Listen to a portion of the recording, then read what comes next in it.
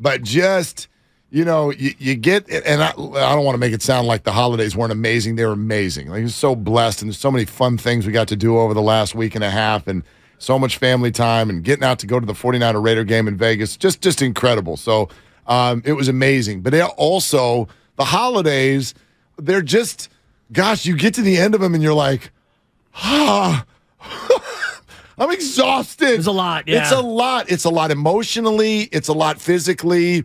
It's a lot financially. It's just all the stuff, right? And so you're like, man, my head is spinning a little bit.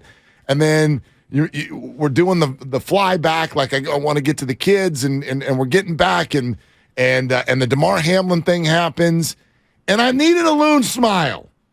I needed a loon smile to end. Like, it helped. It literally helped me go to sleep last night. So I'm like, okay, that felt good. That was a feel-good moment, courtesy of Kevon Looney and the Golden State Warriors. Even if they would have lost that game, and they did lose that game 17 different times, Klay Thompson had 54 points. I don't know if we should probably mention that. We're 35 minutes into the show.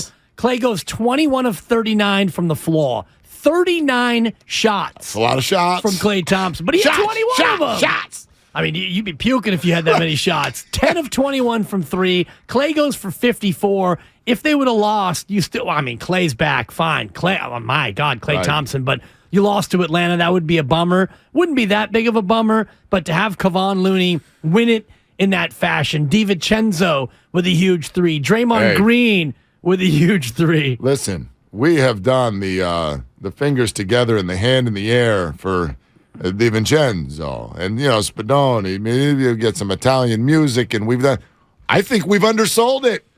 This dude's incredible. Oh. I like the Dante DiVincenzo appreciation hour hasn't happened, I think, fully yet. Well, it's because the holidays. Maybe. Yeah. But I think we're getting pretty damn close. There's always that player on a good team. When good things happen to a basketball team, right? I think Leandro Barbosa has been this person before. Sean Livingston has been this person before. Where, there's so much praise that gets thrown at Steve Kerr and Steph Curry and Klay Thompson and Draymond Green. Yeah. And there were times where it was Kevin Durant. And there's these headliners. But if you're going to win a title or even have just a good year, there's these little pieces that just always seem to pop at the right time. You're like, man, that guy is not out there always, but he does big stuff. Big things happen in key moments. GP2 certainly had that vibe. Otto Porter at times last year as well.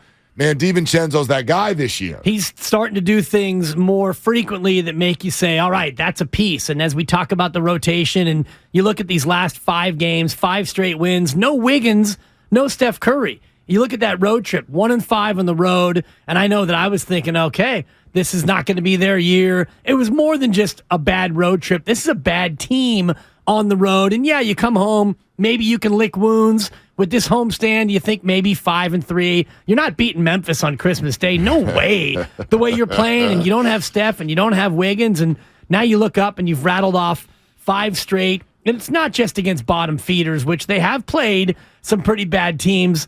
What they did to Memphis, to me, was a real eyebrow raiser. You throttled a team that was poised to come in and pay you back in a marquee spot. I don't know if I've ever seen anything like this. Is there any, and I guess we could go to any sport, is there any precedent for best home record in the league, worst road record in the league? Has anything like that ever happened in any sport? That's bananas. Yeah. You can't be 3-16 on the road and 17-2 at home. That's what the numbers are. That's 17-2. 3-16, 17-2. Correct. That's insanity. So they might be 41-41. Right. They might go 39-2. Win all the home games. I mean, my God. It's just bizarre. Yeah. It's completely bizarre. So I don't know if a team has ever had this much of a disparity between home and road. Normally, if you're that bad on the road, you're probably 500 at home because you're not a very good team. Right.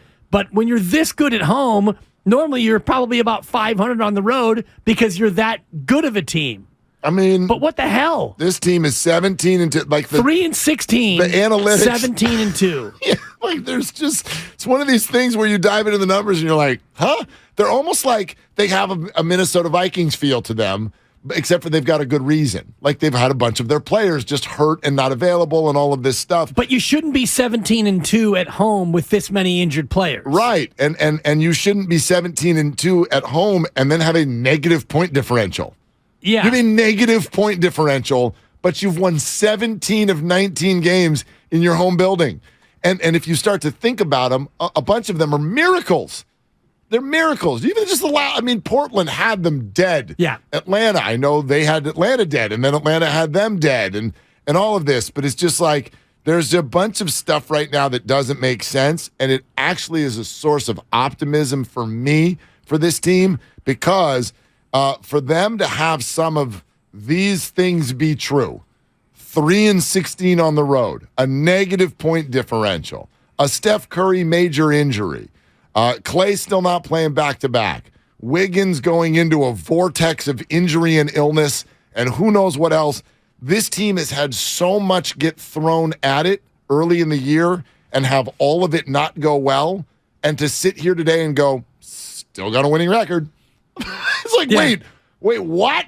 And so if in 2 weeks Steph comes back and you do get some sort of normalcy with your roster, I think there's every reason to believe that they can start winning 2 out of every 3 basketball games and end up in a top 5 seed. Well, you just need to win 4 out of every 7 when you get to April. You don't even need to win 2 out of 3. Yep. You need to win 4 out of 7. And Bonte said it earlier, and I can't dispute what he said. And it was, I don't see any team being able to beat this team 4 out of 7 in the Western Conference in a short series. You saw what they did to Memphis, and Denver's a team that's always given them problems, but when you get Wiggins back and Draymond, the way Kuminga now can defend, you feel like you can throw enough at Jokic defensively, and Denver doesn't have a ton elsewhere to beat you. You go through the Western Conference, who really scares you? Dallas is a scary team, but you hammered them last year in the postseason. Yep. Sacramento, you're still going to have to show me. The Clippers, when they're totally healthy, they can be formidable, but I don't see any of these teams in a 7-game series where you would look at it and you would say, the Warriors are in real trouble. No, this is the thing. I mean, the team you mentioned the Mavericks, they're the 4 seed right now. They're 6 games over 500. The Warriors are 2 games over 500. The Warriors right now are 2 games out of the 4 seed. Right. Just 2 games. Missing their 2 best players, 2.5 best players, because Clay doesn't play sometimes. And the Jordan Poole experience is a damn roller coaster, okay? Man. It's a damn roller coaster because Steph is out and he'll go out there and he'll do what you sort of need him to do. Like he fills up a box score. The problem is there's that turnover column that's just absolutely out of control. Do I have this accurately that over the last 5 games, he's averaging like 9 turnovers a game? Is that the number that was floating around the locker room last night? 9? Kyle, is that right? Well, his turnovers by game, 46?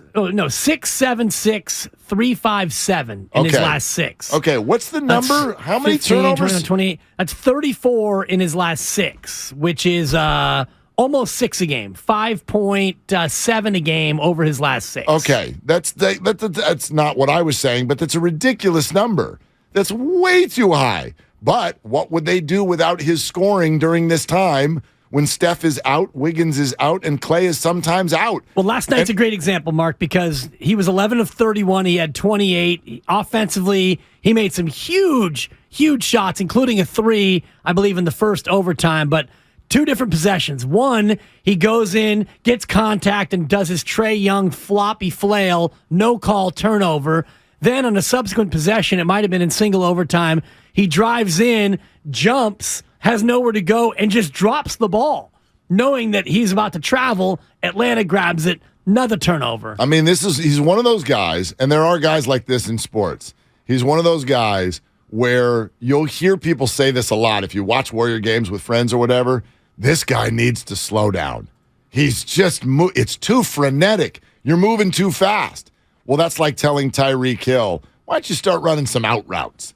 No, like the reason Jordan Poole can score 30 a game is because he's moving too fast. He's moving too fast for the defense. He's also still a young player, and sometimes he's moving too fast for his own hands. So the Warriors have always, and I know Poole, this is a little excessive right now, but the Warriors have always been a team that is so beautiful offensively. So many passes, so much running, so many undersized scorers that you look at them and go, ugh, we just need to deal with the turnovers. They're a dynasty who often comes close to leading the league in turnovers. Yeah, so 23 last night, Mark. That's always been a part of their game. I'm sorry, 19 turns. Jordan Poole or not, this has always been a part of the Warriors' game. Steve Kerr has talked about it at length. They were this team last year. I think they were one of the top 3 turnover teams in all of basketball, and they won the ring. Yes, my issue with last night in particular is kind of a microcosm of Jordan Poole. Klay Thompson had 54 points. Klay Thompson was in Claymaker mode. He was hitting unbelievable threes. He was an unstoppable force in that game. And you get down to crunch time, regulation, overtime.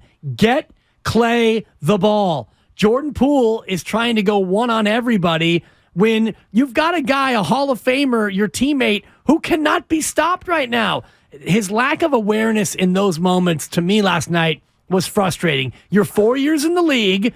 You should be aware enough to know that you're not having a bad game, but this is not time for a pool party. Get the ball to Klay. But I'll give Jordan. I give you this. The key to offensive basketball is penetration, and Klay Thompson is not usually, I know he can to a degree, he's not a shot creator as much as Poole or Curry but he can't be a shot taker if he doesn't touch the basketball. Right, and there were possessions last night where Jordan Poole took it upon himself to try and do too much. I know, but I think a lot of times he's also trying to penetrate and kick. Like that's how Klay Thompson gets a shot, which is somebody breaks down a defender and then everybody's got to collapse and it creates a shot for someone else. You're not wrong. I'm agreeing with you, but I also understand that, this is another one of those. It's like a necessary evil.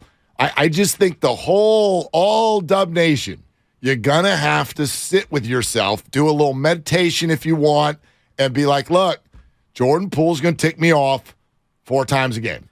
And you got to go into the game with that, but also realizing they can't do anything without him. I definitely realize that, and I appreciate that, but it's late game awareness. Sure, and last night's a great situation where, and you could see Steve Kerr was a little frustrated after a couple of the turnovers, where get the ball to Draymond Green. Draymond Green will find a way to get it to Klay, and if things aren't going in that possession Klay's way, then you get it back to Jordan Poole with 7 on the shot clock. Now you can go Jordan against the world. He was trying to do too much, too early. He wasn't giving Klay an opportunity to even possess the ball on some of these possessions. No doubt about it. I hear you on that. So, thank you to the Warriors. Thank you to the Warriors for getting us through to the end of the holiday, the end of just a topsy-turvy night and all of that.